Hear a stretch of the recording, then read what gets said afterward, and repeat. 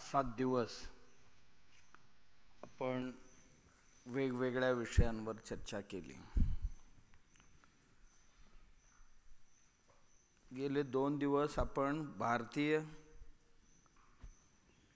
स्वातंत्र्य लढ्यासंदर्भात चिंतन केलेले आहोत. ते काय सर्व ही पूर्ण अशातला भाग नाही, पण बिंदू रूपाने ठळक ठळक काही घटना आपण पाहिलेल्या आहोत. आणि आज आपण एक अत्यंत ज्वलंत विषय, बदलत्या जीवनशैलीचे दुष्परिणाम. विषय काय? बदलत्या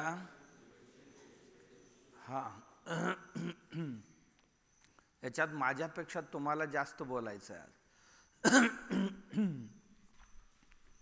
जीवनशैली म्हणजे काय, कोण सांगणार?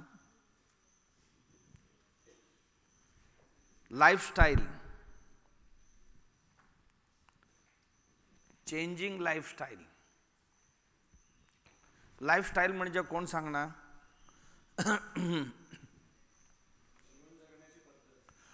जीवन जगण्याची पद्धत. जीवन जगण्याची पद्धत म्हणजे कोण, काय सांगाल? काय काय येईल ह्याच्यामध्ये?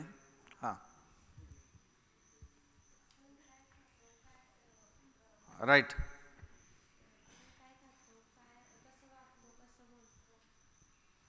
हे सगळं जीवनशैलीमध्ये येतं.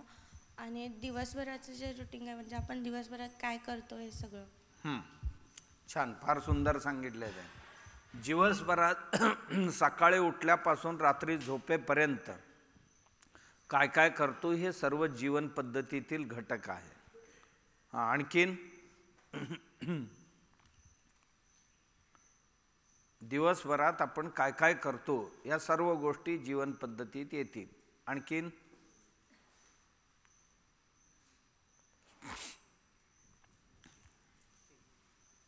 खाण्यापिण्याच्या सवयी कशा आहेत, काय खातो? खाण्यापिण्याची सवयी ह्या जीवन पद्धतीतच येतात. आणखीन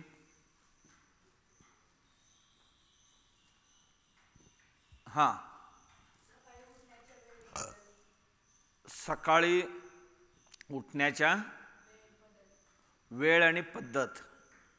त्याचं म्हणणं आहे की सकाळी जे उठतात लोक, उठायची पण एक पद्धत होती पूर्वी, आणि आज त्याच्यात काय बदल झाले. जीवनशैलीत बदल झाले म्हणजे जीवन पद्धतीत बदल झालं म्हणजे नेमका काय काय झालं हे सांगतात.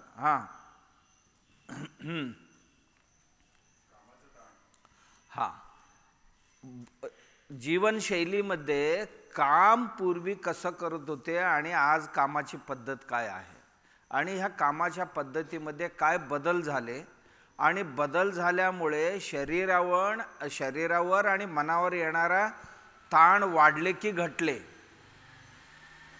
हाही सर्वात महत्त्वाचा विषय. जीवन पद्धतीमध्ये माणसांच्या काम करण्याची पद्धत हे बदललेले आहे. पूर्वी काम करण्याची पद्धत जी होती आणि आज आपण जे काम करतो ह्या काम करण्याची पद्धतीत बदल झालेले. जीवन पद्धतीचाच एक भाग आहे की काम करणं. आणखीन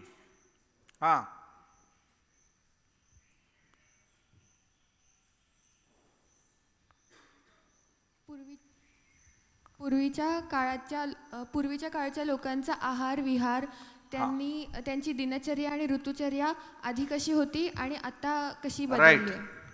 बघा, आता त्यांचा थोडासा विस्तार झाला. जीवनचर्या म्हणजे आपण सकाळी उठल्यापासून रात्री झोपेपर्यंत काय काय करत होतो. आता ऋतुचर्या त्यात आल्यानंतर बाबा एकूण वर्षभरात वेगवेगळ्या ऋतुमानामध्ये आपलं जीवन पद्धत कशी होती आणि त्यात कसा बदल झाला.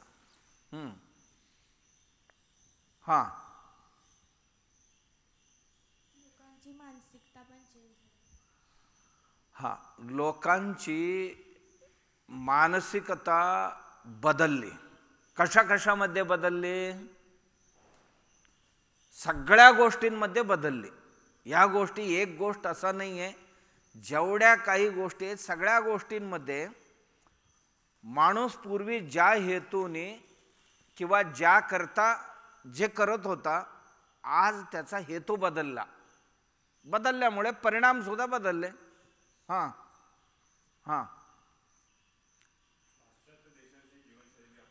हां आत्ता मुळावर आलात. आपण आपली जीवनशैलीला तिलांजली देऊन, भारतीय जीवनशैली जी होती, जी इथल्या वातावरणाला पोषक आणि पूरक होती, या जीवनशैली बदलून आपण आता हळूहळू या माध्यमांमुळे जग जवळ येत चालले.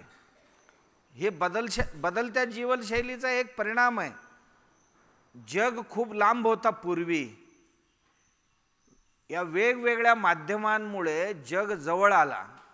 जवळ आल्यानंतर दुसऱ्यांचे अनुकरण करायला जाऊन आपण आपल्या स्वत्व विसरलो असं त्याला म्हणायचं आहे. बरोबर. तिकडे कोण हात उचलले होते? हां. परिधान करणारा पोशाख. हां, त्यांचं म्हणणं आहे आपली जी ड्रेस होती पूर्वी, हे आपल्या वातावरणाला पोषक आणि पूरक होते. आपली प्रकृती सगळ्यात महत्त्वाचा, ज्या त्या वातावरणात पूरक आणि पोषक अशी पोशाख असायची. हे बघा, युरोपमध्ये 11 महिने थंडी पडतो, पाऊसही त्यातच असतो, बर्फबारी होत असतो. आणि अमेरिकेतल्याही काही भागांमध्ये अशी स्थिती आहे. आणि जगाच्या काही भागांमध्ये प्रचंड ऊन असतो, तिथे कधी थंडी माहीत नाही आणि पाऊस माहीत नाही. जसा अरब देश आहेत, उन्हाळाच उन्हाळा तिथे, दुसरं काय नाही, उदंड. आणि आमची देश आहे, आणि विशेष करून आपण इथले जे आहोत, आम्ही समशीतोष्ण वलयात राहतो. समशीत आणि उष्ण. इथे 4 महिने पावसाळा, 4 महिने हिवाळा आणि 4 महिने उन्हाळा, अशी स्थितीत आम्ही राहतो. त्याच्या अनुषंगानेच कपडे नेसतो आपण. उन्हाळ्यात काय नेसायचं, थंडीत काय नेसायचं, पावसात काय नेसायचं. पण आजकाल काय झाले, दुसऱ्यांची बघून, जेव्हा आमच्याकडे कोट पॅन्ट काय नव्हती, आम्ही युरोपियन लोकांची बघून शिकलो. आमच्याकडे बरमोडा कमी होती, सगळ्या भागात नव्हती. का? जे वाळवंट्यात चालत असताना त्यांच्या पायाच्या ह्याच्यामुळे वाळू आत सरकते, म्हणून काय झालं, त्यांनी गुडघ्याच्या वर नेसायची त्यांची पद्धत. म्हणजे असं वाळू जरी उडालं तर आत शिरू नये. आणि ती जीवनशैली आपण अंगीकारायला सुरुवात केली. आणि जे बंद गळ्याचं टाय वगैरे जो पद्धत आहे, ते ज्या थंडीत मरतायत ती लोक करत होते, आणि आमची भर उन्हाळ्यात मे महिन्यात टाय घालून फिरतात. आता काय करायचं? आणि त्याचा परिणाम काय होतो, या शरीरावर जे व्हायला पाहिजे ते होतो. आमची बूट नेसायची पद्धत नव्हती. आमच्या देशात वेगवेगळ्या भागात वेगवेगळ्या प्रकारची चपला होत्या, आणि काही भागात बूट होते आमच्याकडे. ते बदलले, कारण नसताना बदलले. त्याचा परिणामही वेगळा झाला आमच्यावर. आणि आम्ही कधी एकदम टाईट कपडे नेसतो, कधी एकदम लूज नेसतो. त्याचा परिणाम ना, एक माणूस सारखं टाईट कपडे नेसायची सवय झाली, त्याला बरं वाटायचं नेसले की, पण सारखा आजारी पडायचा. दवाखान्यात गेला की डॉक्टर त्याला गोळ्या लिहून द्यायचा ब्लड प्रेशरची. आणि बरीच दिवस असं सारखं डॉक्टरकडे जात होता, ब्लड प्रेशर काय कमी येत नव्हता. एक दिवस त्यांचा शिंपी टेलर म्हणाला, साहेब तुम्ही सारखं प्रत्येक वेळी टाईट शिवायला सांगताय आणि तुमची ब्लड प्रेशर वाढत नाही का, असं म्हटला तो. तेव्हा त्याच्या डोक्यात प्रकाश पडला की आमचा ब्लड प्रेशरचा कारण काय आहे. मग तो म्हणाला, यावेळी लूज ठेव बघू. कपडे लूज केला, ब्लड प्रेशर बंद झाला, त्याचा गोळ्या घ्यायचंच बंद झाला. इतका टाईट कपडे नेसत होता. म्हणजे आम्ही कोणाचं तरी अनुकरण करतो असं त्यांना म्हणायचं आहे. त्या अनुकरणामुळे त्या बदलत्या जीवनशैली, आमचे जीवनशैली बदलल्यामुळे होणारा दुष्परिणाम आहे. आणखीन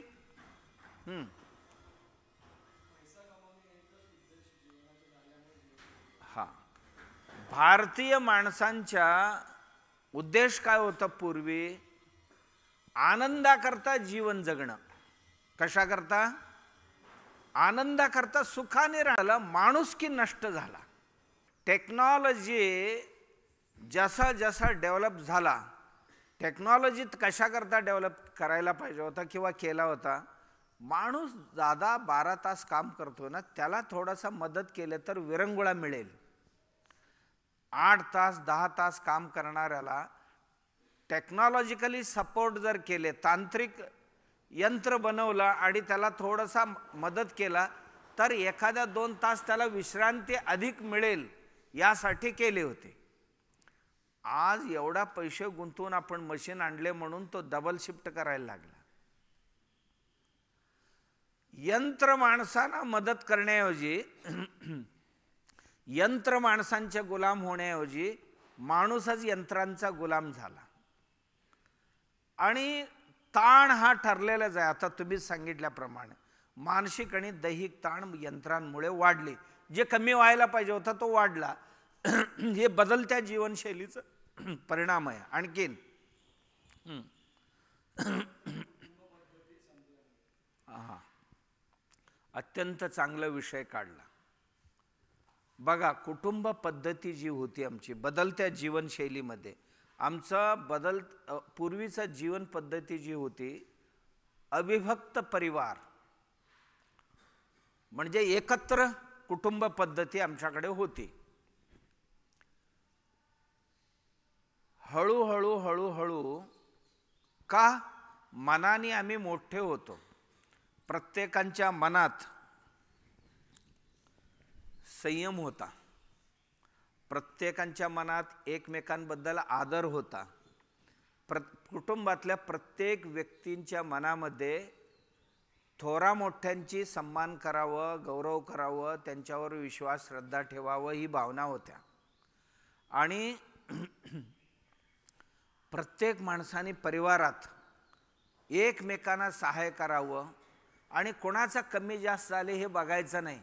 जेवढा झेपते तेवढा करायचा आणि एकत्र जेवायचं, एकत्र राहायचं, संवाद व्हायचं, ह्या सगळ्या गोष्टी होत्या. हळूहळू आमचं शिक्षण वाढलं. आम्ही शिक्षणात ब्रिटिशांनी पेरलेले इंग्लिश आले. इंग्लिशची 4 शब्द आम्हाला कळायला लागल्यावर बोलण्यामध्ये 4 इंग्लिशी शब्द फेकण्याबरोबरच दुसऱ्यांना तुच्छ समजायला सुरुवात केली. ज्या आई वडील जे रांगडे आहेत किंवा होते, त्याने काबाड कष्ट करून आम्हाला शिकवलं आणि ते शेतात काम करत असताना किंवा घरात कुठेतरी काहीतरी काम करत असताना, आई भांडी घासत असताना मी मुलगी म्हणून असं जीन पॅन्ट घालून खिशात हात घालून आई समोर उभं राहायला लागले. आजी धार काढत असताना, शेण काढत असताना आम्ही त्यांच्या समोर उभं राहायला लागलो. आजी मी पण काढू का? शिकत होते आमची पूर्वी. मी पण शेण काढते असं म्हणत होते. आता कोण म्हणत नाही का? आता आमच्या कपड्याला कुठे घाण लागता कामा नाही. हे बदलत्या जीवनशैलीचा परिणाम आहे. आणि काबाड कष्ट करून आम्हाला शिकवलं.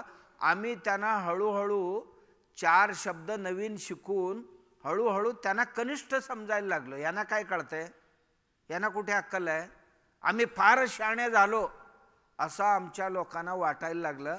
वाढता वाढता वाढता ह्या नव्या पिढीतल्या मुलामुलींना असं वाटायला लागलं की अशा ह्या रांगड्या आणि असाही अनपढ लोकांबरोबर किती दिवस काढायचं, आपण वेगळे राहायचं. आणि हळूहळू हळूहळू कंडिशनच घालायला सुरुवात केली. आम्हाला शहरात जर राहायचं असेल तर आम्ही लग्न करू, अन्यथा नाही करणार, हे परिणाम. आणि शहरात राहायचं असेल तर आम्ही लग्न करू.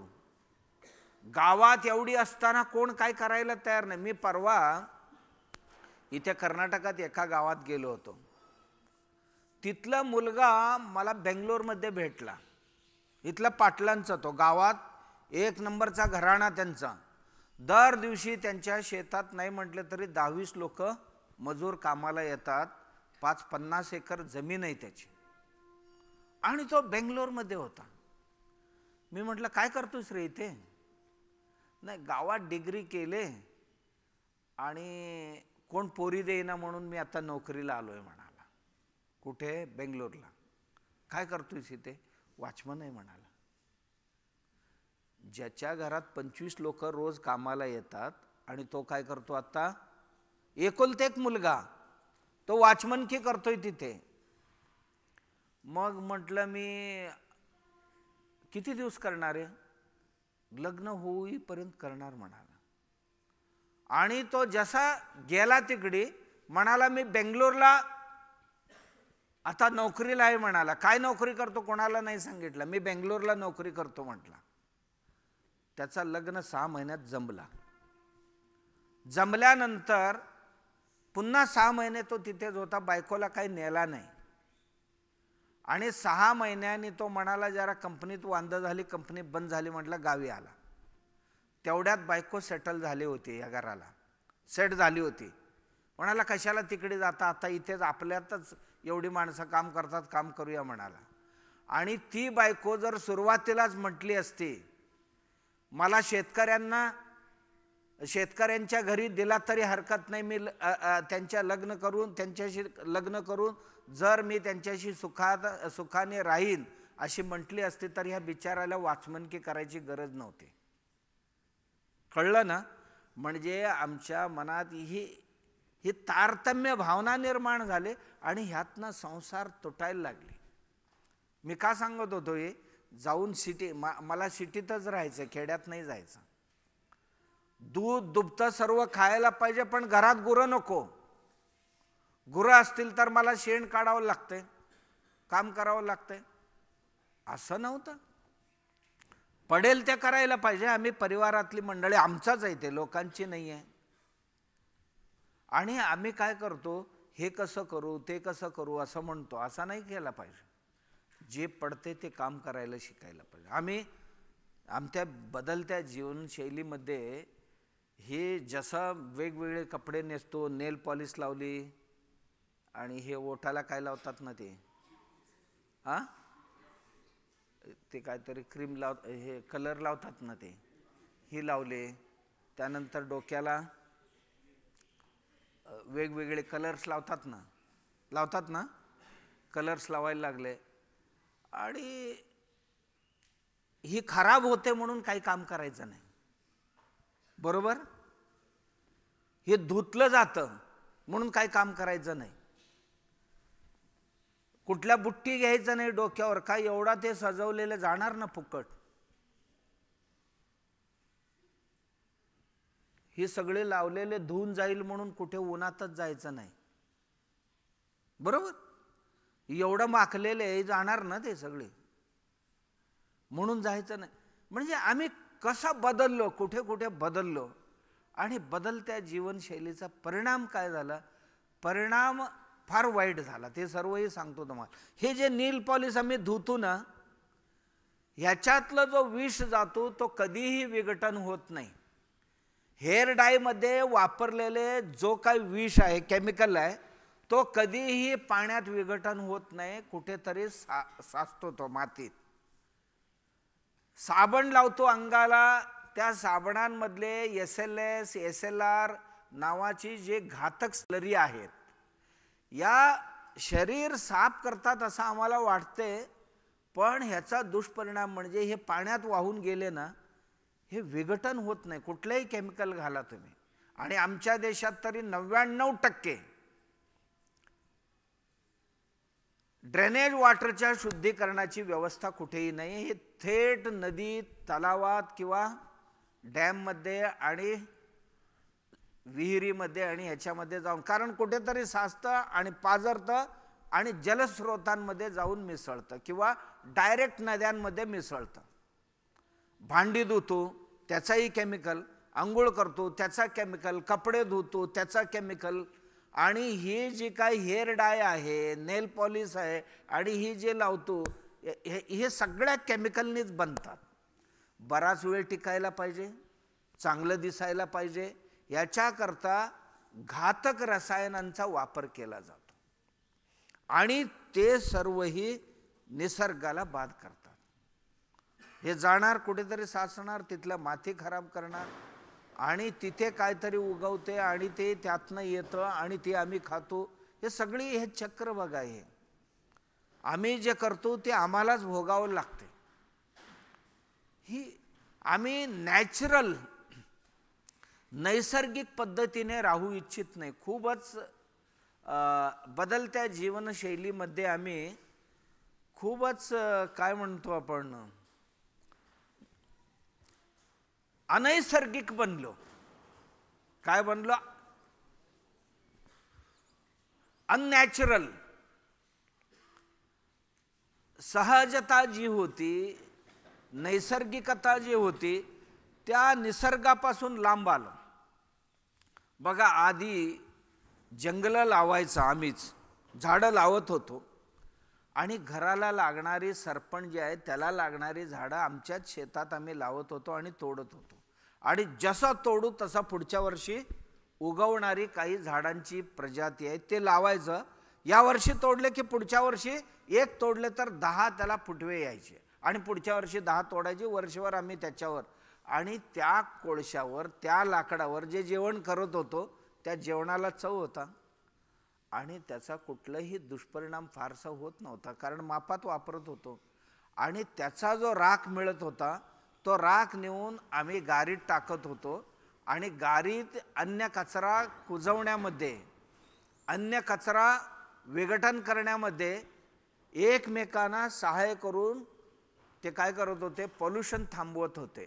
आणि शेतात टाकले की वेगवेगळ्या प्रकारची न्यूट्रिएंट्स ते देत होते पिकाला. आज गावात कुठे गारीच नाही राहिली, सगळी केमिकल आणून टाकायला लागलो, आणि जेवण करायला लागलो गॅसवर. बरोबर? हे गॅसवर जेवण करतो हे ठीक आहे. आम्ही सगळेजण म्हणायला लागलो की नाही, जंगल वाचली पाहिजे, गॅस वापरले पाहिजे. गॅसमध्ये काय बाबा, आम्ही कधी विचार केलाय? बऱ्याच गॅसला वास असतो की नाही? कशामुळे येतो बाबा वास? सल्फरमुळे येतो. सल्फर जर जाळलात, नैसर्गिक गॅस त्यात असेल, पण त्याच्यात आम्ही आता मिक्स केले काय, सल्फर सारखे काही घातक रसायन त्यात आम्ही मिक्स केले. कॉम्प्रेस करण्याकरता करतो, लिक्विड बनवण्याकरता करतो, किंवा आणखीन काय करण्याकरता जे विषारी घटक त्यात घालतो आणि त्याच्यावर जेवण करतो. करताना ते जे विघटित झालेले की विसर्जित झालेले गॅसमधनं काही घटक बाहेर पडतात, ती स्वयंपाकाला, तव्याला, भांडीला आणि आमच्या जेवणाला जेव्हा लागते आणि ती जेव्हा शरीरात जाते, त्यातनं कॅन्सरचं प्रमाण देशात प्रचंड पद्धतीने वाढलं. मी असं बोलणं तुम्हाला नाही आवडणार बऱ्याच लोकांना, पण सत्य आहे. हे सत्य कधीतरी समजायला पाहिजे. का मी सांगितलं? आम्ही नैसर्गिक ह्याच्यापासून अनैसर्गिक जीवन जगायला निघालो ना, त्याचा हे दुष्परिणाम. अशी अनेक वस्तू आहेत आमच्या जीवनात. आज मार्केटमध्ये गेलो तर कुठलीही वस्तू तुम्हाला नैसर्गिक मिळत नाही. धान्य आहे ना, आता रवा आणताय, तुम्ही आणताय की नाही?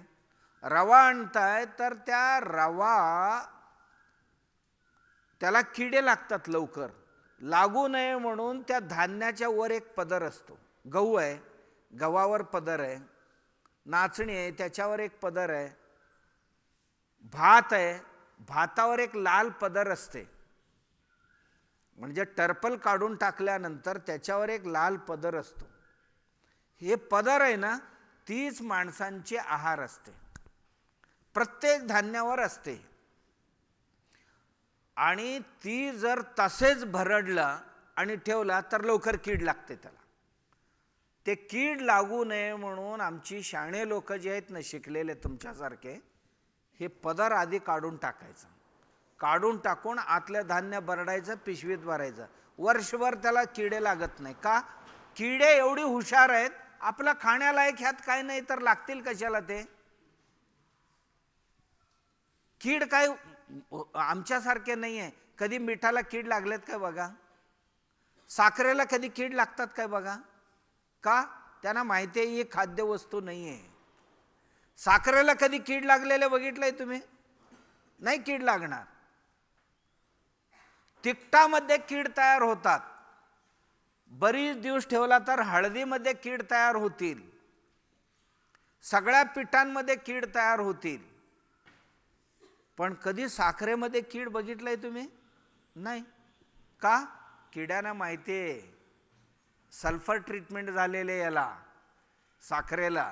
हे अखाद्य वस्तू आहे. ज्या पद्धतीने ह्याला बनवले हे खाण्यालायक नाही आहे. इतक्या रसायनं त्यात घातले गेलेले आहेत.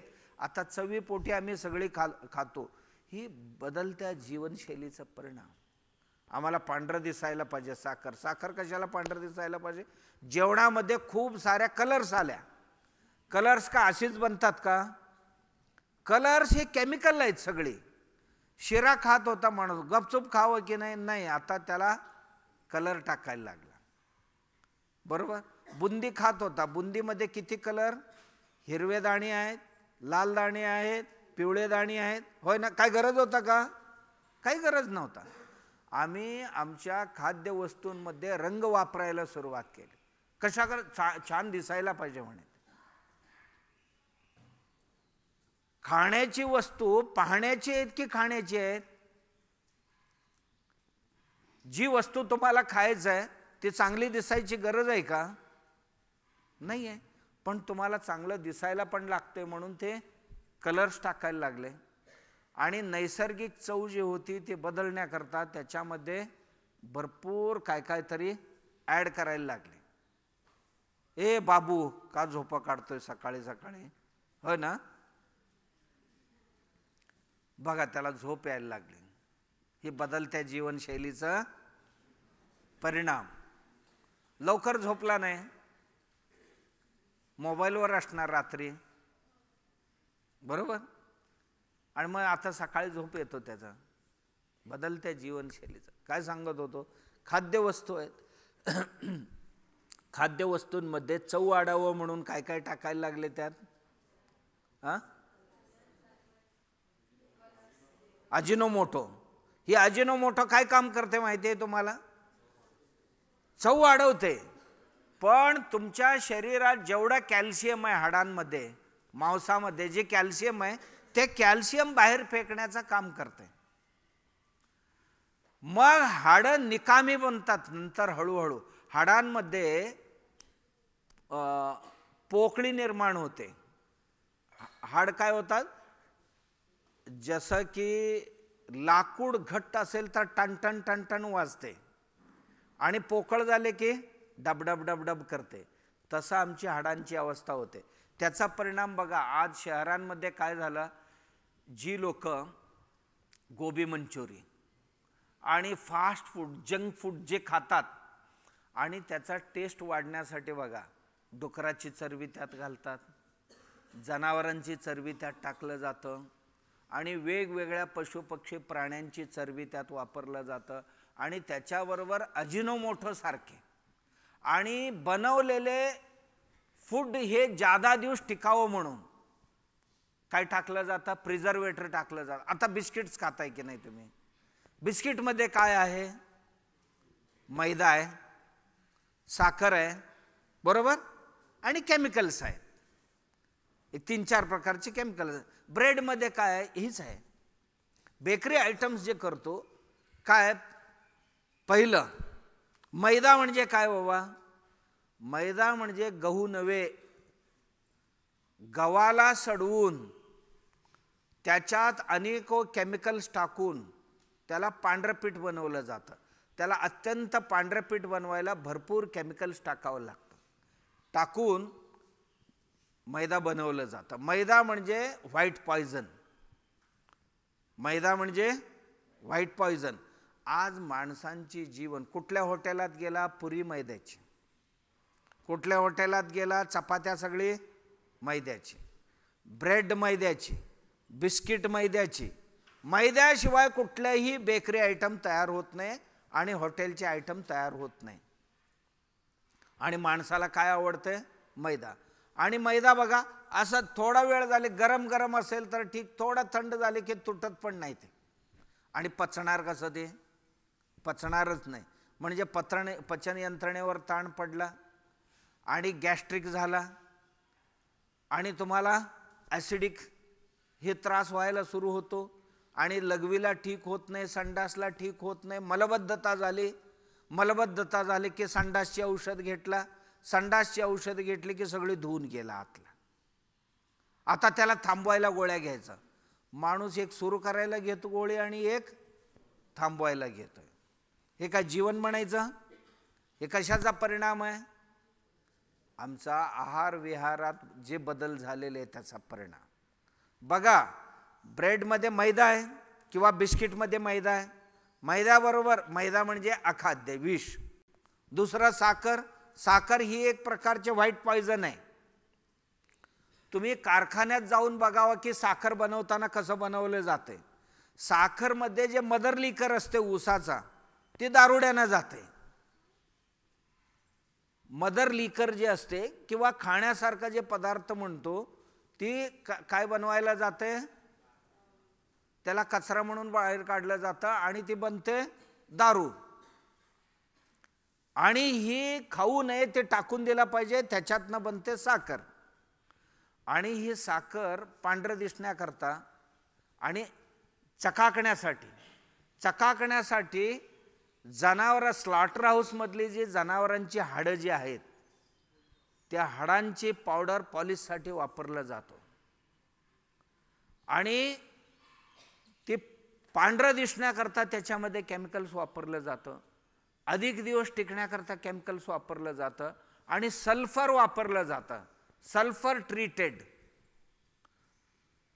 सल्फर म्हणजे गंधक, माहिती आहे ना? गंधक काय खाण्याची वस्तू आहे? वास सुद्धा घेण्याची वस्तू नाही आहे. आमच्या साखरेत ती आहे. 2 साखर झाली बिस्किटमध्ये. तिसरा काय असतो बाबा? चव वाढली पाहिजे. मग काही केमिकल्स चवीसाठी टाकतात, अजिनोमोटो सारखे. अजून भरपूर आहेत बाजारात. 3 झाली. चौथं, ते अधिक काळ टिकायला पाहिजे, प्रिझर्वेटर वापरले. प्रिझर्वेटर कुठले? अत्यंत घातक प्रिझर्वेटर वापरले. आणि 5वं काय टाकले? छानपैकी कलर पण येणं गरजेचे, कलर पण टाकले त्यात. ह्या सगळ्या विष घेऊन एक बिस्किटचा पुडा आमच्या घरी येतो. आणि आम्हाला खूप आवडतात बिस्किट. का? तुम्हाला बिस्किट करून खाता येत नाही घरात? गव्हाचा करता येते, नाचणीचा करता येते, वरीचा करता येते. तुम्ही जे म्हणाल त्या सगळ्या बनवता येतं. गुळाची पावडर टाकून सुद्धा बनवता येतं. आणि त्याच्यामध्ये विशेष करून पुन्हा डालडा टाकतात. डालडा काय असते बाबा हे? वनस्पती घी. काही एक तरी वनस्पती आहे त्यात? नाही. डुकराची चरबी.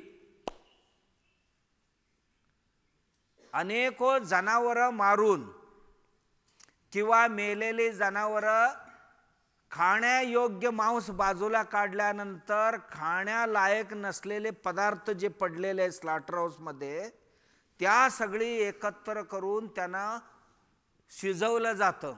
पाण्यात टाकून उकळलं जातं. उकळून त्याच्यातला रस बनतं. हे जे रस तयार होते याला म्हणतात ॲनिमल फॅट. काय म्हणतात त्याला? त्याच्यामध्ये बघा आतड्या असतात, हे खाता येत नाही. जे तुकडे हातापायात पडलेत आता ते खाता येत नाही, त्या तुकड्या सगळे त्यात असतात. आणि जनावरांचा जो डोकं असतो ते खाता येत नाही, तेही त्यात टाकलं जातं. शेपूट असते, शेपूटही टाकलं जातं चमडी काढून.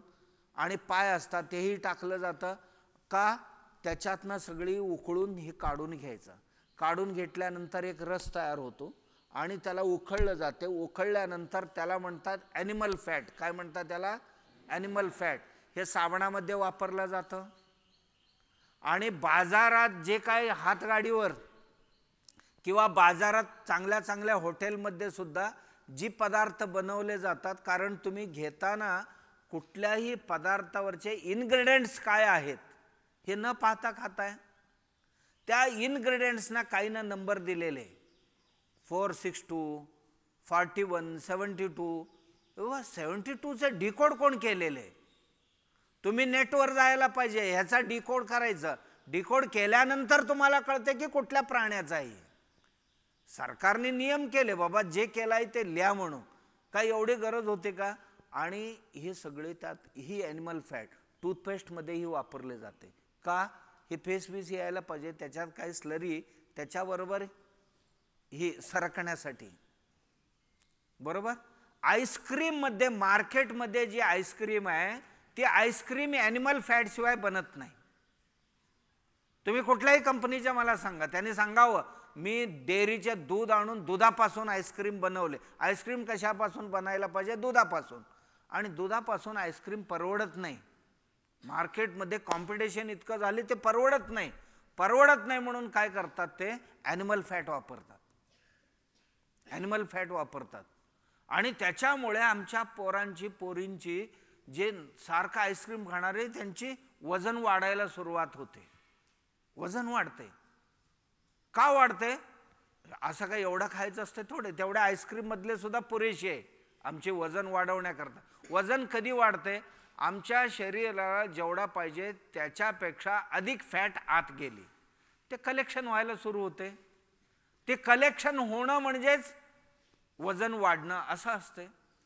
आणि आमच्या अनेक, आता बघा तुम्ही मिठाईच्या दुकानात जाता, मिठाईवर एक पांढरं हे दिसते मेणासारखं, एक हे टाकलेले असतात. हां, बटर पेपर नाही का? मेणासारखं असतं, मेणासारखं. ती हेच असते ॲनिमल फॅट. आणि बटर पेपर सारखं एक ह्याचा पेपर दिसतो, माहिती आहे तुम्हाला काय म्हणतात त्याला? कॉईल दिसतो ना, विशेष करून बर्फीवर असते बघा, काय म्हणतात त्याला? चांदीचं वर्क म्हणतात त्याला, होय ना? ते वर्क कसे बनवतात माहिती आहे? मी नागपूरला गेलो, तिथे एक स्ट्रीट आहे, वर्क बनवणारी एक गल्ली आहे. त्याला ओल्या चमडी लागते, गाईची, जनावरांची चमडी ओलं. त्या चमडीमध्ये चांदी टाकून कुटावं लागते, ते बडवावं लागते. बडवत बडवत बडवत बडवत पांढरं हे तयार करतात पावडर. आणि ओल्या चांबडीमध्ये बडवावं लागते, त्याला वाळल्यामध्ये बडवून होत नाही. आणि ही सगळेजण ते खातात. म्हणजे काय गेलं पोटात? कल्पना करावा. म्हणजे का, कशासाठी लावतात मी ते विचारलं. ते छान दिसल्याशिवाय घेत नाही म्हणाले, चांगलं दिसावं म्हणून. अनेक मेणासारखे हे टाकतात. हे सगळे जनावरांची चरबी असते. आणि एवढंच नाही, आज मार्केटमध्ये जे मिठाई आपण आणतो यातलं 80% मिठाई दुधापासून बनलेले नाही आहे. का? तेवढी दूधच देशात नाही आहे. देशात दर दिवशी 65-70 कोटी लिटर दूध लागते. आता खपत आहे. आणि प्रोडक्शन किती आहे? 13 ते 15 कोटी. मग राहिलेले दूध आर्टिफिशियल. तुम्हाला बनवायचं असेल तर आजच एक प्रयोग करा. थोडीशी शॅम्पू घ्यायचं, एवढी एक भांडी घ्या, शॅम्पू टाका आणि त्याच्यात साखर वाटून त्याचा पावडर टाका. 2. तिसरं काय टाकायचं? गोड तेल, जरासं खाद्यतेल आहे ना, गोड तेल टाकायचं थोडंसं. आणि एक अर्धा लिटर 1 लिटर कुठल्याही गाईची म्हशीची दूध मिळेल ते टाका. त्यानंतर 10-20 लिटर जेवढं दूध पाहिजे तुम्हाला तेवढं पाणी होता, दूध तयार झालं. आणि हे दुधापासून खवा बनते, मिठाई बनते, सगळे तुम्ही जे म्हणाल ते सगळीच बनते. आम्ही जे मिठाई खातो ते सगळी ह्याचीच आहे. पुन्हा त्या मिठाईवर लिहिलेले असते बॉक्सवर, काय? एक्सपायरी डेट 24 आवर्स, होय ना, लिहिलेले असते. कधी बघितलंय तुम्ही? 24 आवर असते. कधीपासून बाबा हे? त्याच्या दुकानातच आता 8-15 दिवस झाले ते ठेवून. आम्ही पैसे देऊन घेतल्यापासून की प्रोडक्शन केल्यापासून? आम्ही काय विचार करतो? आणि एवढे दिवस टिकले म्हणजे उगाच टिकते ते? म्हणजे ह्याचा लाईफ आहे 24 तासांचा, आता 24 दिवस राहिले. आम्हाला आमच्या घरात बनवून खात होतो आणि आत्ता आम्ही आणून खायला शिकलो. ही बदलत्या जीवनशैलीचा परिणाम. असे अनेक पदार्थ आहेत. परवा मी गेलो होतो एक ठिकाणी, ते म्हणाले की इथला एक ढाबा खूप छान चालतो, आणि नंतर 8 दिवसांनी आलं की त्या ढाब्याच्या शेजारी कुत्र्याची डोकं मिळाली भरपूर. म्हणजे तो जो मटण घालत होता ते सगळे कुत्र्यांची घालत होता. ही एक ठिकाणी नाही, अनेको ठिकाणी ही धंदा चालते. आम्हाला आता घरात जेवायचं नाही आहे, सगळे आणून खायचं. बदललं की नाही जीवनशैली? घरात बनवायला नको आहे. मुंबईमध्ये, ठाण्यामध्ये अशी काही फ्लॅट्स निघालेत आता किचनलेस. आमच्या घरात किचन नाही. किचन नाही म्हणजे काय खाणार? एक तर आम्ही तरी हॉटेलमध्ये जाणार नाही, तर हॉटेलचे पदार्थ दर दिवशी आमच्या घरी येणार. ती सगळी आत्ता आम्ही जे चर्चा करतो ही पदार्थ घेऊन आमच्या घरात येणार. आणि हा खाणारा कधी निरोगी राहील का? कोणासाठी जगणार? मेडिकल कंपनी आणि डॉक्टरांसाठी जगणार. बदलत्या जीवनशैलीचा परिणाम ही एकच नाही, खूप आहेत अजून. आता तुम्ही एक विषय काढला म्हणून त्याचा मी सांगत होतो. आम्ही कपडे नेसतो. कपडे आमच्या शरीराला पोषक आणि पूरक आहेत? नाही. या कपड्यांची जी कलर आहे, एकेकावर जाऊ आपण. बरीच लोक जे कपडे नेसतो हे सगळे नायलॉन म्हणजे पेट्रोकेमिकल प्रोडक्ट्स आहेत, बरोबर? आम्हाला माहीत नाही की हे पेट्रोकेमिकल प्रोडक्ट आहे. पेट्रोल डिझेल काढून घेतल्यानंतर जे काय डांबरसारखं पदार्थ राहतं त्याची धागे तयार, प्लास्टिक त्याच्यापासूनच बनतं, आणि काही कपडेही त्याच्यापासूनच बनतात. मग त्या टी शर्ट बनतात, सगळ्या बनतात. ते जीन्स सारखे जे तुम्हाला स्पोर्ट्सला वगैरे वापरतात, काय म्हणतात सकाळी वापरतात ते, ट्रॅक पॅन्ट वगैरे, हे सर्व प्लास्टिक आहेत. प्लास्टिक कोण नेसेल का रे बाबांनो? म्हणजे आम्हाला चांगलं दिसते म्हणून काय काय करतो आम्ही? टी शर्ट, 90% टी शर्ट सगळे प्लास्टिक आहेत. आणि त्याच्यामध्ये वापरला जाणारा कलर जो आहे, त्या कलरमध्ये इतकं विष आहे.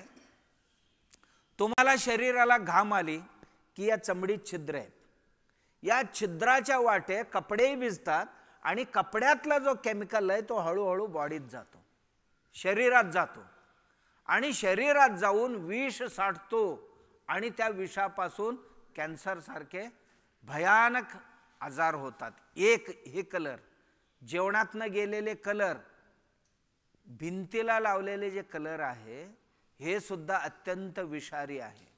आणि त्याचा वास न कळत दर दिवशी, कारण त्याच्यावरही जो प्रकाश पडतो किंवा काहीतरी वातावरणीय परिणामामुळे त्याचा विघटन होतो, तेव्हा त्याची कण आहेत ना ते आमच्या बॉडीत जातात, तेही विषारी आहेत. पूर्वी काय लावत होतो आपण? चुना लावत होतो घराला, बरोबर? किंवा नैसर्गिक काही माती मिळायची, किंवा नैसर्गिक रंग होते बाबा. काही झाडांची मुळी किंवा झाडांची पानं, झाडांच्या साली, आणि काही फुलं आणि काही फळं यांच्यापासून रंग बनत होता. हे सर्व जंगली होत्या. रंग बनत होता, त्याच्यापासून कपड्यांचा रंग, त्याच्यापासून मूळ रंग किती 2-3 आहेत, त्याच्यापासून तुम्हाला 5-25 प्रकारचे, कुठला एक कमी करायचा 2 वाढवायचा, 2 कमी करायचा 1 वाढवायचा, अशा ह्याच्यातनं अनेक कलर्स तयार होतात. आज हे सगळे कलर्स केमिकल झाले.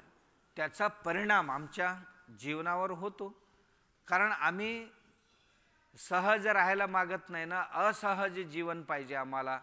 आम्हाला स्वास्थ्यापेक्षाही देखावा महत्त्वाचा झाला, दिखाऊपणा वाढला, त्याचा परिणाम होतो आमच्यावर. आता खोबरेल तेल लावत होतो डोक्याला, बरोबर? आज काय लावतो आपण?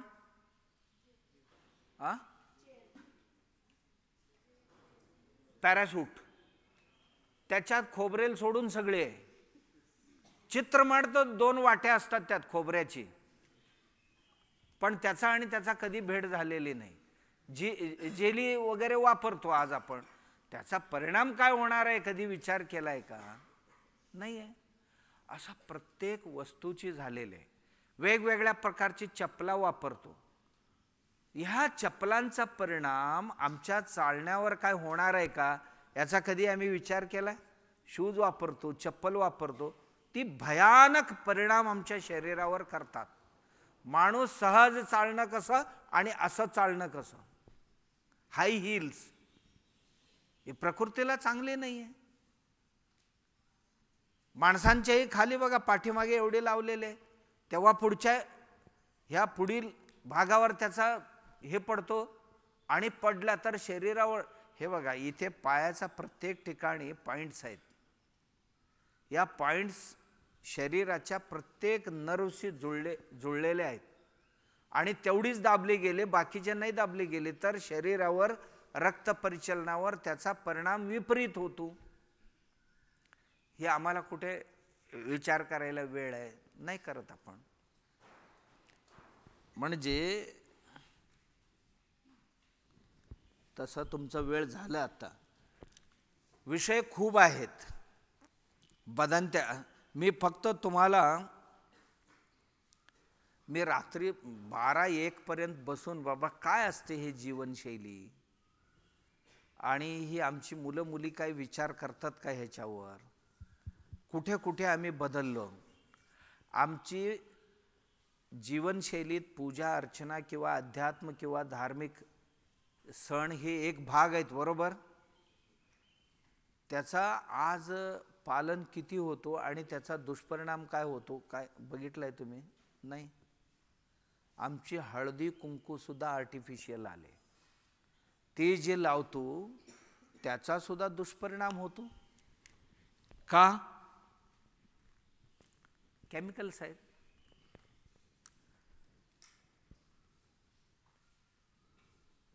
आणि पूजेसाठी जी वस्तू आणतो वेगवेगळे, त्या सगळे आता केमिकल्स आलेत, त्या मूर्त्याही खराब होतात, आणि जे वापरतो त्याचा परिणाम आमच्यावर होत असतो.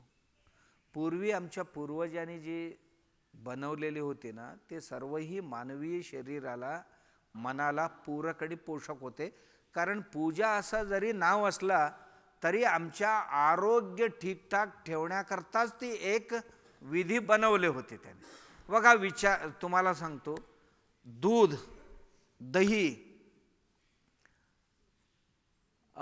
थोडासा गूळ, तूप आणि थोडासा मध, हे असं 4-5 पदार्थ मिळून त्याला काय म्हणायचं? ते पंचामृत, बरोबर. ही पंचामृत, ही पंचामृत पितळ्याचा किंवा तांब्याचा किंवा पंचधातूचा जो मूर्ती आहे त्याच्यावर टाकलं, ह्यांच्यामध्ये काही परिवर्तन होते त्या या वस्तूमध्ये, आणि त्याच्यात पाणी टाकलं, जेव्हा धुवून बाहेर येते ना, तो 1 चमचा जरी प्यायलात तुम्ही, शरीरामध्ये प्रचंड रोग प्रतिकारक शक्ती वाढत होते. एक त्यांनी असं नाही म्हटले की औषधही घ्या असं म्हटले नाही. आमच्या लोकांनी हे तीर्थ आहे. आमच्या लोकांचं म्हणणं काय होतं की प्रत्येक गोष्टी धर्मात बसवायचं आणि धार्मिक गोष्टी कंपल्सरी करता येते, हे केलंच पाहिजे बाबा तो, असं बसवून देत होते.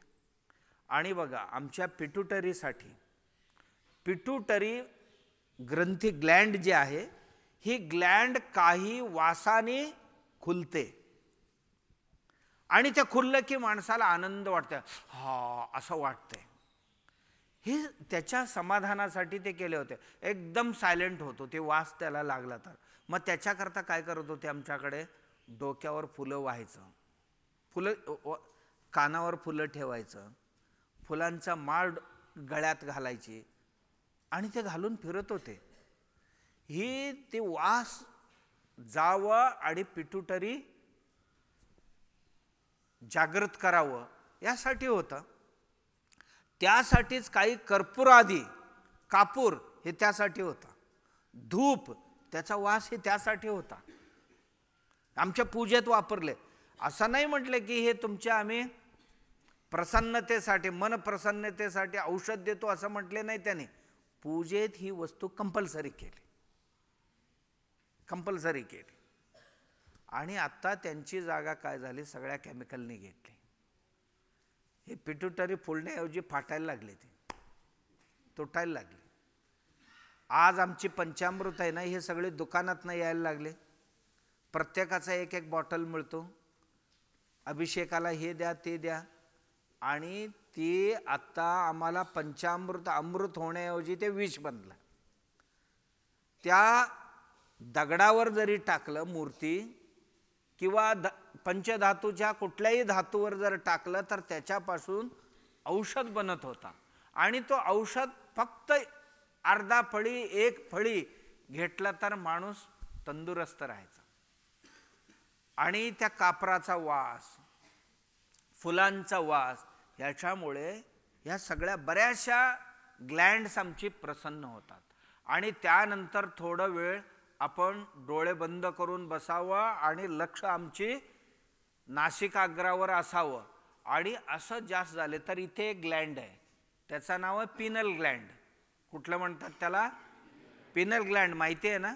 हा पिनल ग्लँड जर ओपन झाला तर तुम्हाला अपौरुषेय सामर्थ्य प्राप्त होतो. काय होतो?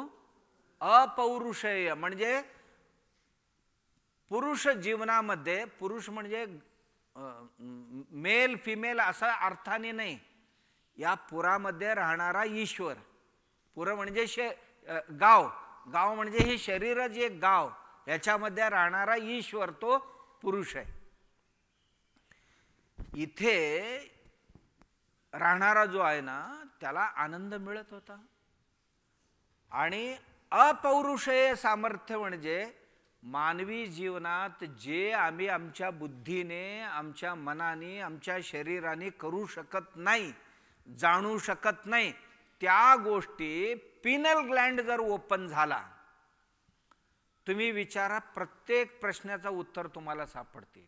ज्यांनी पिनल ओपन करून घेतले त्याने. पिनल कशाने ओपन होणार आहे? पिनल हे केवळ ध्यानाने ओपन होणार आहे. पिनल ग्लँड जो आहे तो केवळ ध्यानाने ओपन होणार आहे. मग तुम्ही मागच्या जन्मात काय होतं हे विचारलं तरी तुम्हाला ते उत्तर देऊ शकतो.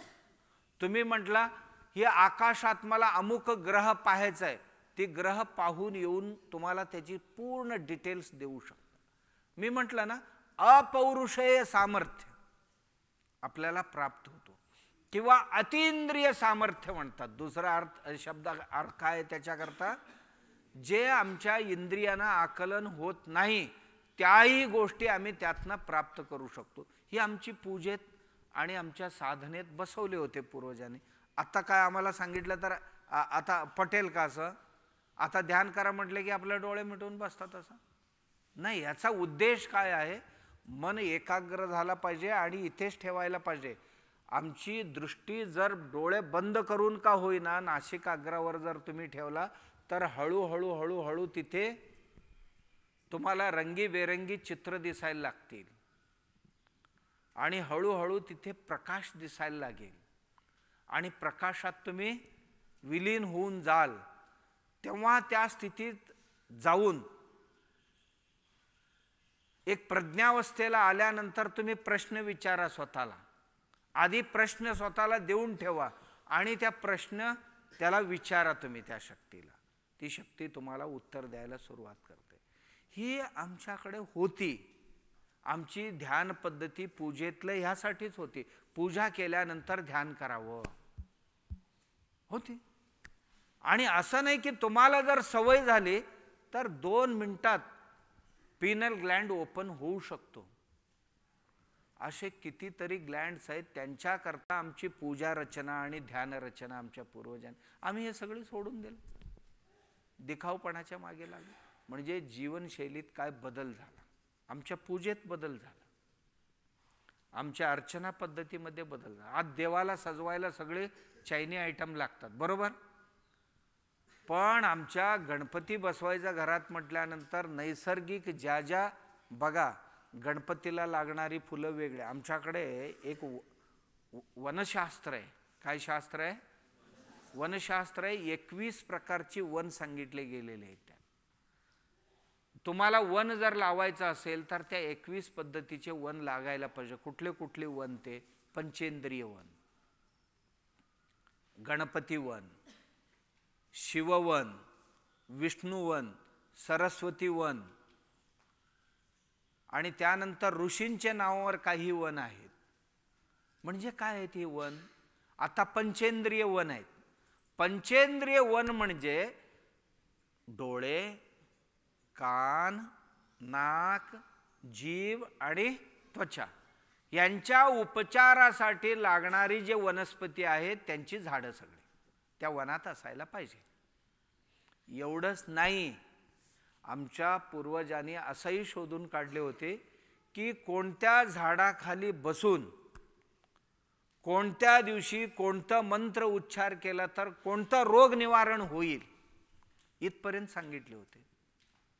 आणि आमची वैद्य ते सांगत होते, हां तुला अमुक झाले, तू असं कर, त्या अमुक अमुक ठिकाणी अमुक झाड आहे, त्याच्या खाली बस, तिथेच तो देव आहे आणि त्याचाच मंत्र ते द्यायचं आणि त्या झाडाखाली बसून तू, कारण एवढ्या वेळेत त्या झाडाचा जे काही विसर्ग आहे, झाड जे काय श्वास घेते, झाड श्वास घेतात की नाही, ते जे विसर्जित करणारी वायू आहे तुझ्याकरता औषध आहे. तू बसल्यानंतर तुझ्या शरीरावर मनावर या परिणाम होणार आहे. आता सांगतात ना या झाडाला 21 प्रदक्षिणा घाला. एक तर झाड काय करतात दिवसा? ऑक्सिजन. कुठल्या झाडाखाली रात्री बसायला सांगितलं का? कधीही झाडाखाली रात्री झोपू नये, रात्री बसू नये. का? रात्री ते माणसासारखंच वागतात. म्हणजे कार्बन डायऑक्साईड घेतात आणि ऑक्सिजन घेतात आणि कार्बन डायऑक्साईड, म्हणून रात्री झाडाखाली गेला तर गरम लागते, तुम्हाला गरम लागते, म्हणून रात्री झाडाखाली राहायला आमच्यात नाही सांगितलं. दिवसा उलटं काम करतात. झाड कार्बन डायऑक्साईड घेते वातावरणातला आणि ऑक्सिजन सोडतं. म्हणून त्या झाडा भोवतीने एवढी प्रदक्षिणा करा. एवढी प्रदक्षिणा केल्याने ती हवा आमच्या शरीरात जाईल. म्हणजे 21 प्रदक्षिणा 101 का सांगितले बाबा? ज्या मात्रेत ज्या प्रमाणात त्या शरीरात आत जाण्याची गरज आहे त्याला एवढा वेळ लागते. म्हणून तिथे, आणि जर फिरत राहिला तर माणूस श्वास जादा घेतो, बसून राहिला तर श्वास कमी लागतो.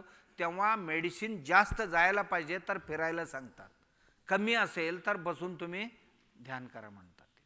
आणि एवढंच नाही, त्या मंत्राचा उच्चार करायला सांगतात मोठ्याने. मंत्राचा उच्चार करत असताना अधिक उच्छ्वास बाहेर पडून भरपूर हवा ऑटोमॅटिकली शरीरात जातो. ही तंत्र न ओळखता आमच्यातल्या काही मूर्ख माणसं काय केले, ही अंधश्रद्धा आहे, ती अंधश्रद्धा आहे, असं करून आमचा अध्यात्मशास्त्र किंवा जो धर्मशास्त्र होता त्याला नष्ट करण्याचा प्रयत्न केला. आणि त्याला आम्ही बळी पडलो, बरीच लोक. आम्ही काही विचार केला नाही बाबा ही प्रथा निर्माण केली म्हणजे ह्याच्या मागे सायन्स काय होतं.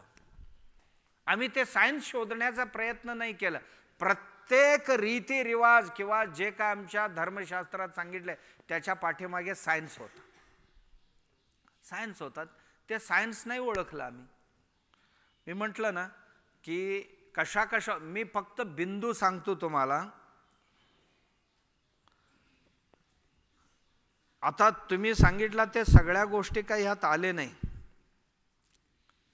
बघा, पूर्वीच्या लोकांची झोपण्याची आणि उठण्याची आणि आजच्या झोपण्याची उठण्याची बदल कशात झाले, ही जीवन पद्धती आहे, झोपणं आणि उठणं. त्यानंतर पूर्वीच्या व्यायाम पद्धती आणि आत्ताच्या व्यायाम पद्धतीमध्ये किती फरक झाले. त्यांनी योगासनं सांगितले, प्राणायाम सांगितले. बाबा तुम्हाला हे जमत नाही ना, कमीत कमी दिवसात गावाला ग्रामदेवतेला जाऊन या, प्रत्येकाला कंपल्सरी. का? तेवढं वॉकिंग होईल याचा. जाता जाता शुद्ध हवा घेता येईल, सूर्यकिरण अंगाला लागतील, ही त्यांची हे होते. आणि तिथे गेल्यानंतर काहीतरी तीर्थ आणि प्रसाद मिळायची आणि ते शरीराची औषध असायची. मी पूजा अर्चना सांगितलं तुम्हाला. ह्या सगळी पूजा अर्चनेतलं जे पदार्थ आहेत हे सर्व ही आरोग्याची काळजी घेणारी होती. आणि आज सगळे केमिकल आले आणि ते वापरतो, त्याचा विपरीत परिणाम आपल्यावर होतो.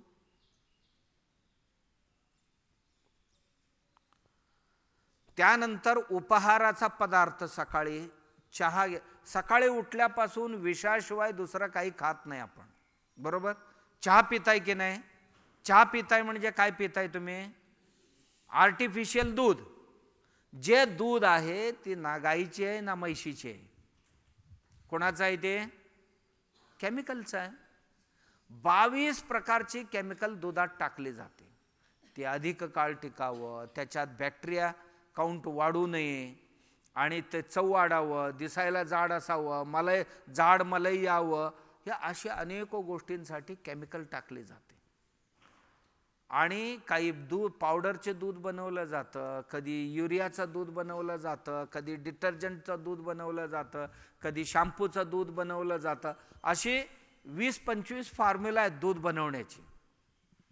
देशात फक्त 15-20% दूधच तयार होते आणि राहिलेले सगळे 80% दूध हे आर्टिफिशियल आहे. म्हणजे ते दूध, त्या दुधात साखर, दुसरं विष, आणि तिसरं टेनिन. चहामध्ये काय असते? टेनिन असतो की नाही? टेनिन काय औषध आहे का? नाही आहे, ते एक विष आहे टेनिन. कॉफीमध्ये टेफिन असते, चहामध्ये हे तिन्ही मिक्स करून उकळू नये तेवढा उकळून पिणं. सुरू झालं जीवनक्रम. पूर्वीचे लोकांचे असं नाही, ते पाणी पित होते, ज्याला उषपान म्हणतात. काय म्हणतात त्याला? उठल्याबरोबर 1-2 ग्लास तरी पाणी प्यायला पाहिजे. थोडासा कोमट असेल तर चालेल किंवा साधा पाणी प्यायला पाहिजे, म्हणजे ही टँक आहे ना आपला किडनी बिडनीचं, हे फ्लश होऊन जातं, यासाठी सांगितले होते. आम्ही ते विसरलो. त्याच्यानंतर दूध किंवा चहा घेत होतो आणि दूध घेत होतो तेव्हा आमच्या शरीराला पूरक पोषक होत. नाही मिळालं तर नाही घेतला तरी चालेल, त्याचा काही गरज नाही आहे. पण ही जी पॅकेटमधले आणतो ना, आणून खातो, याची अत्यंत घातक परिणाम आमच्यावर होतात. नाश्त्याचा सांगतो तुम्हाला. आणि नाश्ता ज्या ज्या पदार्थापासून बनवला जातात त्या सगळ्यांचा जर तुम्ही म्हणणार स्वामीजी हे सगळे असं तुम्ही सांगितलं तर मग आम्ही खायचं काय? खायचं काय म्हणजे तुम्ही ऑर्गॅनिक खायला शिकायला पाहिजे. काय खायला? ऑर्गॅनिक म्हणजे नैसर्गिक पद्धतीने पिकवलेले आणि कुठलाही आर्टिफिशियल ट्रीटमेंट त्याच्यावर नाही केलेले असायला पाहिजे, अशी पदार्थ खायला शिकायला पाहिजे. थोडा महाग वाटेल पण नंतर दवाखान्याचा खर्च वाचेल ना, एवढंच सांगतो मी आपल्याला. भोजन पदार्थ कसं बदलला गेला हेही तुम्ही बघा. आमच्याकडे सणवारानिमित्ताने वेगवेगळ्या सीझनमध्ये वेगवेगळे आहार पदार्थ खाण्याची प्रथा होती. पावसाळ्यात काय खावं, उन्हाळ्यात काय खावं, थंडीत काय खावं, ही होती. आणि आम्ही बारमाही एकच सुरू केले. काय? बारमाही चपाती, बारमाही भात आणि बारमाही आमटी, मग भाजी बारमाही बटाटा, होय ना? बारमाही कांदा, बारमाही बटाटा, असं नाही. तुम्ही जीवनशैलीत पूर्वीचे ज्या त्या सीझनमध्ये वेगवेगळ्या भाज्या येतात. ही भाजी आता येते ना, ही पुढच्या सीझनमध्ये येत नाही. ती त्यावेळी काय येते त्यावेळी ते गरजायची खाण्याची, अशी होती. ह्याच्यात झालेले बदल, आहार पदार्थात झालेले बदल खूप साऱ्या गोष्टी आहेत. तर मी फक्त उल्लेख करतो. पाणी नैसर्गिक नाही आता. अनैसर्गिक पाणी पितो की नाही? एक तर रॉ वॉटर पितो, आरो वॉटर पितो, नाहीतर आणि कुठलं तरी पितो. आरो वॉटर म्हणजे काय बाबा? या पाण्यातल्या सगळ्या मिनरल्स काढून टाकणं. बरोबर? जे बाटलीबंद पाणी येते ना, त्या पाण्यात काय आहे? मिनरल्स 0 आहे. ती पाणी आम्ही शुद्ध म्हणून पितो. त्याचा परिणाम आमची शरीरातली हाडं ठिसूळ होतात आणि त्याच्यामुळे 30-30 वर्षाची तरुण मुलांची हिप जॉईंट्स झिजले. आता हिप जॉईंट्स आता 30व्या वर्षी हिप जॉईंट त्याचा बदलला तर जगायचा कसा तो बिचारा 80-90 वर्षापर्यंत? कुठलं तिथपर्यंत कुठ्याला जाईल तो? 50-60ला गटांगळ्या खाऊन जाईल. मी अनेको मुलांना इथे बघतो आमच्या हॉस्पिटलमध्ये येताना, कारण ह्या मुलांची हाडं ठिसूळ झालेले आहेत, मुलींची हाडं ठिसूळ झालेले आहेत ह्या सर्व बाजारातल्या पदार्थाने आणि पाण्याने. त्यानंतर स्नानाची पद्धत बदललं. जीवन पद्धतीत काय काय बदल झाला ते सांगतो. स्नानाची पद्धत बदललं. नित्य उपयोगी वस्तू ज्या आहेत, खूप मोठी यादी आहे, मी कुठेतरी 2-4 उल्लेख तुम्ही केलात. त्यानंतर दैनंदिन कामाचा तुम्ही उल्लेख केलात, कामात बदल झालेले आहे. त्याच्यामुळे शरीरावर आणि मनावर होणारा ताण आणि मनोरंजनाची जे साधन होते तेही बदललेले आहेत. पूर्वीची आमची मनोरंजनाची साधन वेगळी होती. आम्ही संध्याकाळी मंदिरावर जायचो, खेडेगावात दगडं उचलायचं, कुस्ती खेळायचं, तालमीत जायचं, कुस्ती खेळायचं, व्यायाम करायचे, असे काहीतरी करत होतो. आज काय झाले? जिमला जायचं आणि ते डब्यात काय म्हणतात, प्रोटीन ना,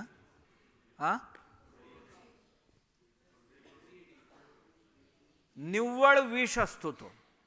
आणि बरीच महिने तुम्ही खाल्ला तर एक तर हार्ट अटॅकने मरणार 100%, किडनी फेल्युअरने मरणार, नाहीतर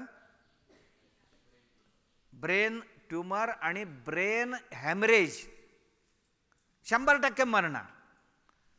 कारण अघोरी पद्धतीने बनवलेले ते वस्तू आहेत. तुम्हाला फुगवते ते फक्त आणि एक दिवशी फाटताय. दैनंदिन कार्य, संस्कार, कपडे, शैक्षणिक साधन आणि त्याची संपदा बदललेत. आमची शैक्षणिक साधन जे बनलेले आहेत हे सुद्धा आमच्यासाठी उपयुक्त नाही आहे. आम्ही पूर्वी पाटी पेन्सिलने काम चालवत होतो, आज पाटी पेन्सिल गेले. काय आले? टॅब चांगला अजून, पण टॅब बनवण्याकरता जे जे वापरले गेले, ही टॅब जेव्हा कचरा म्हणून टाकतो त्यावेळी निसर्गावर काय होणार? आम्ही या सगळ्या वस्तूंची, ज्या कम्प्युटर्स आहेत, ज्या मोबाईल्स आहेत, आम्हाला सुविधा देतात हे ठीक आहे, परंतु ही जेव्हा कचरा बनतात त्या कचऱ्याचा परिणाम काय होणार आहे? कारण इतक्या घातक वस्तू ह्यात टाकले गेलेले आहेत, हे निसर्गात समस्या निर्माण करणारी आहेत. त्याच्यावरही पुन्हा विचार करावं लागतं. व्यायामाचा प्रकार बदलला आमचा. त्यानंतर मनोरंजनाची साधना बदलल्या. पूर्वी मनोरंजनाचा तुम्हाला सांगितलं ना की भजन करत होते, घरात गाणं म्हणत होते, घरातली एकत्र बसून ओव्या म्हणत होते. हे बदललं. आज मनोरंजनाचं एकच साधन आलं. आधी TV होता आणि आता मोबाईल. आणि ह्याच्यातनं बाहेर पडणारी जे किरणोत्सर्ग जे आहे त्या किरण उत्सर्गाचा परिणाम आमच्या शरीरावर, आमच्या डोळ्यांवर आणि आमच्या ब्रेनवर काय होणार आहे याची रिसर्च चालू आहे. आणि जे रिपोर्ट आजपर्यंत आलेले ते एकही चांगले नाही आहे. डोळे काढून टाकतात हे. आणि ह्याच्यामुळे येणाऱ्या जे किरण आहेत याचा अतिवापरामुळे, किरण आहेत, अति लहान वयामध्ये प्रौढता प्राप्त होते. लहान लहान मुलींमध्ये मोठ्यांसारखे वागायला लागतात. का? ह्या किरणोत्सर्गामुळे लहान मुलं मोठ्यांसारखे वागायला लागतात. मग लहानपणा अनुभवायचा केव्हा याने? आणि तेवढ्याच लवकर वृद्धाप्य येते आणि लवकर मरतात ते. ही आता मनोरंजनाची बदललेली. आणि पूर्वी मनोरंजनाकरताच ह्या सगळ्या कीर्तन होत्या. मनोरंजनाकरता ज्ञान पण मिळत होता, मनोरंजनासाठी नृत्य होते, गायन होते, वादन होते. आज नृत्य गायन वादन दूर जायला लागले आणि जे आले ते रेडीमेड आले, त्यात आमचा काही योगदान नाही आहे. हे बदललं, बदलत्या याचा परिणाम. निसर्गाबरोबरची आमची संबंध पूर्वी कसं होतं आणि आज कसं निसर्गाबरोबर आम्ही वागतो आहोत हेही आपण विचार करा. याच्यावर तुमच्या लक्षात येईल किती बदलले. मग झाडं असतील, प्राणी असतील, नदीमूल असेल, जलस्रोत असतील, पाळीव प्राणी असतील, जंगली प्राणी असतील, यांच्याबरोबरचे संबंध आणि त्यानंतर बदलत्या राजनीती त्याचाही विचार करा. त्यानंतर धर्मक्षेत्रात झालेले बदल हेही आपण विचार करा. आणि पूर्वीचे अलुतेदार आणि बलुतेदारी पद्धत जी होती, समूह जीवनाचा, अविभक्त परिवाराचा आणि समूह जीवनाचा जो पद्धत या देशात होता तो बदलला. आता त्याचा दुष्परिणाम काय झाले. आणि त्यानंतर संचार साधना बदलले, म्हणजे दळणवळणाची साधन बदलले. त्या बदलत्याचा परिणाम आमच्या शरीरावर आणि मनावर काय झाला याचाही विचार करावा. आणि संपर्क साधन जे बनले, एकमेकांशी संपर्क करण्याकरता जी साधन पूर्वी होते आणि त्याच्यात बदललेले आमूलाग्र परिवर्तन जे आहे याचा परिणाम काय होतो याचाही विचार करा. आणि त्यानंतर आरोग्य आणि उपचारामध्ये झालेले बदल, पूर्वीचं आरोग्य आणि आत्ताच्या आरोग्यामध्ये, जीवनशैलीमध्ये आरोग्यही एक भाग आहे आणि त्याच्यावर होणारा उपचारही एक भाग आहे. उपचारांमध्ये झालेले बदल आणि त्याचा दुष्परिणाम. त्यानंतर बघा, भवन, भाषा, भोजन आणि कपडे इत्यादी जे आहेत यांच्या बदल जो झालेले त्याचा परिणाम आमच्यावर काय होतो. आणि त्यानंतर वाढत्या प्रदूषण, या सगळ्यांचा दुष्परिणाम म्हणून वायू प्रदूषण, जल प्रदूषण, साऊंड पोल्युशन आणि त्यानंतर या सगळ्या पदार्थांना स्पर्श झालेले विष, हे सर्व ही बदलत्या जीवनशैलीचा परिणाम आहे.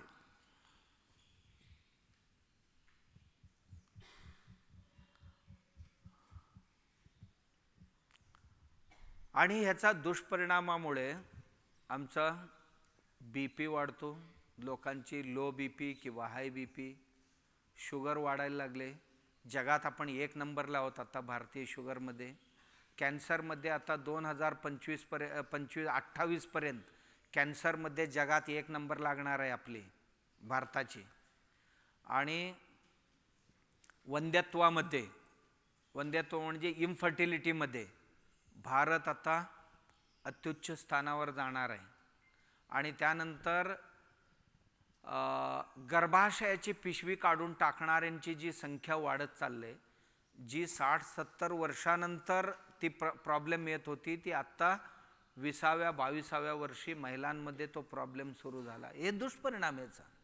आणि त्यानंतर blood pressure, sugar, brain disorders, joint pains, cancer, या सगळ्या ज्या आहेत हे बदलत्या जीवनशैलीचे हे दुष्परिणाम आहेत. म्हणून आपण विचार करावा की जितकं नैसर्गिक जीवन जगता येईल, आम्ही कसं दिसतो यापेक्षाही कसं असायला पाहिजे हे आपण ठरवायचं आहे. या सगळ्या गोष्टींची एकदा डोक्यात पडले बीज, याच्यावर आज नाही तुम्हाला लक्षात येणार. जेव्हा तुम्ही एक जबाबदार स्थानावर जाल, तुम्हाला जेव्हा मुलं बाळं होतील, यांच्या संगोपन आपण कसं करावं आणि कसं ह्यांना सशक्त ठेवावं असं तुम्हाला जबाबदारी येईल ना, त्यावेळी आज जे तुम्ही ऐकलेले आहात ही त्यावेळी तुमच्यात काम करायला सुरू करेल. ती आज नाही करणार काम, मलाही माहिती आहे. फक्त आम्ही आता बीज पेरतो आहोत तुमच्यामध्ये. तुम्ही आता ज्या वेगाने ज्या प्रवाहात चाललाय ना, त्या प्रवाहातनं तुम्ही कितपत बाजूला येणार माहीत नाही. कारण ही एक प्रवाह आहे आत्ताची जीवन पद्धती. आणि या जीवन पद्धतीला आव्हान द्यायचं असेल तर आपल्याला उलटं उभं राहावं लागतं आणि ह्याच्या विरुद्ध पाहावं लागतं आणि एक नवा जीवन पद्धती जो जुन्याला सहाय्यक, पूरक आणि पोषक होता त्याला जन्म द्यावा लागतो. ते कितपत आपण देण्यात यातलं जरूर ह्या सगळ्या गोष्टींचा वापर करावा आणि कशालाही आम्ही बळी पडणार नाही ह्याची काळजी घ्यावी. सगळ्या ज्या सायन्स आलेले आहे हे ठीक आहे, पण आमच्यासाठी वरदान ठरायला पाहिजे. हे सायन्स आमच्याकरता शाप कधीही ठरू नये आणि त्याचा वापर किती करावं, कुठे करावं, कसं करावं याचा जाण ठेवून आपण वापरायला पाहिजे. हीच आहे. याचा किती वापर करावं, कुठे करावं, कसं करावं आम्हाला कळायला पाहिजे. 10 माणसं बोलत बसलोय आणि त्यात कोणाचा तरी एका फालतूचा फोन येतो आणि उठून माणसातनं, जे माणसातनं उठवते त्याला मोबाईल म्हणतात, बरोबर. 4 माणसात बसलेलो होतो, चांगली मंडळी आहे, चांगली चर्चा चिंतन चालू आहे आणि उठून गेला, विचारला जेवलास का रे, तो समोरचा विचारलो. एवढा सांगायला जायची गरज होती तिथे का? कट केला तर चालत नव्हता? याची गरज आहे. असा प्रत्येक गोष्टी जी काय नवीन येतं आणि ते आमचं जीवनशैली बदलून टाकतं आणि बदलल्याचा दुष्परिणाम आम्हालाच भोगावे लागतात. म्हणून आम्हाला आमचा इतिहास काय होता, प्रत्येक गोष्टीतले इतिहास ज्या त्या प्रदेशातलं, ज्या त्या देशातलं लोकांना माहीत असणं गरजेचे. मग आम्हाला कसं बनायला पाहिजे हे ठरवता येतं. जर काही नसेल, बिंडोक आम्ही जे चाललेले त्याच्या त्या प्रवाहात वाहून जातो आणि कधीतरी कुठेतरी गटांगळ्या खाऊन मरून जातो, एवढंच होणार आहे.